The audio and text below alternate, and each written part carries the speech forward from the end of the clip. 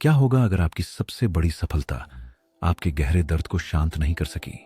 वह 4 बार के ओलंपिक स्वर्ण पदक विजेता हैं, एक नाइट हैं, ब्रिटेन के सबसे प्रसिद्ध एथलीटों में से एक हैं, लेकिन सरमो फराह के पदकों के पीछे एक जीवित रहने की कहानी है। एक चोरी हुई पहचान, एक छुपा हुआ बचपन और वर्षों की चुप्पी। ये सिर्फ विजय की कहानी नहीं है। यह याद दिलाता है कि भले ही आप दुनिया को पीछे छोड़ दें, आप हमेशा अपने अतीत को पीछे नहीं छोड़ सकते। मो फराह का जन्म हुसैन अब्दी काहिन के रूप में हुआ था, एक छोटे लड़के के रूप में। उन्हें झूठे नाम मोहम्मद फराह, जो कि एक अन्य बच्चे का नाम था, के तहत यूके में तस्करी करके लाया गया था। वह अकेला आया, अलग थलग, और यह समझे बिना कि उसके साथ क्या हो रहा था। 12 साल की उम्र में उसे फेल्थम कम्युनिटी कॉलेज में 7वीं कक्षा में रखा गया।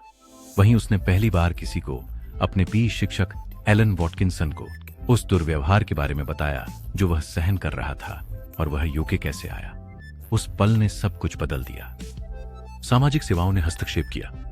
मो को उस घर से हटा दिया गया जिसने उसे तस्करी की थी और एक सोमाली पालक परिवार के साथ रखा गया। दुर्व्यवहार रुक गया, लेकिन नुकसान पहले ही हो चुका था। उसका बचपन पहले ही डर, नियंत्रण और चुप्पी से आकार ले चुका था। आगे बढ़ने से पहले, अगर आपने कभी भावनात्मक रूप से फंसा हुआ महसूस किया है या किसी को जानते हैं जिसने ऐसा महसूस किया है, तो इस वीडियो को लाइक करें और चैनल को सब्सक्राइब करें। हम ऐसी कहानियां साझा करते हैं जो स्मृति, आघात और पुनर्प्राप्ति में गहराई से जाती हैं।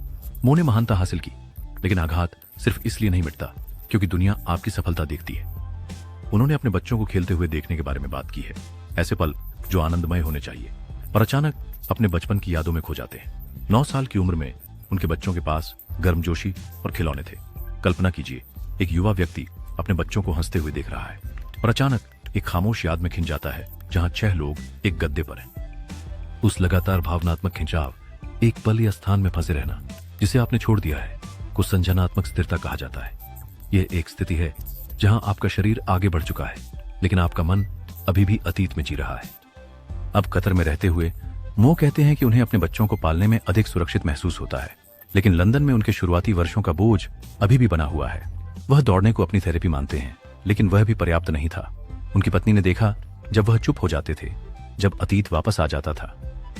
उसने उसे प्रोत्साहित किया कि वह खुलकर बात करे, मदद ले, उन चीजों का सामना करे जो कभी संसाधित नहीं हुई थी, और उसने धीरे धीरे ऐसा किया। संज्ञानात्मक स्थिरता मन को पुरानी यादों को दोहराने पर मजबूर कर सकती है, जो हमारे महसूस करने, विश्वास करने और जीने के तरीके को आकार देती है।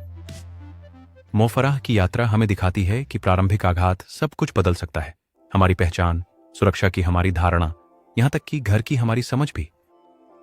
आप लाखों लोगों द्वारा प्रशंसित हो सकते हैं और फिर भी एक बचपन से फंसे हुए महसूस कर सकते हैं जिसे आपने नहीं चुना। लेकिन उस भावनात्मक दर्द को पहचानना ही उपचार की पहली सीढ़ी है। समर्थन के साथ, करुणा के साथ और कभी कभी पेशेवरों की मदद से अपने जीवन को फिर से प्राप्त करना और वास्तव में वर्तमान में जीना संभव है। क्या आपने कभी महसूस किया है कि आप जहां थे और जहां अब हैं उसके बीच फंसे हुए हैं? हमें एक टिप्पणी छोड़ें। हम आपकी कहानी सुनना पसंद करेंगे, और अगर इस कहानी ने आपको प्रभावित किया है तो हमें एक टिप्पणी छोड़ें। वीडियो को लाइक करें, चैनल को सब्सक्राइब करें और इसे किसी ऐसे व्यक्ति के साथ साझा करें जिसे इसकी आवश्यकता हो सकती है।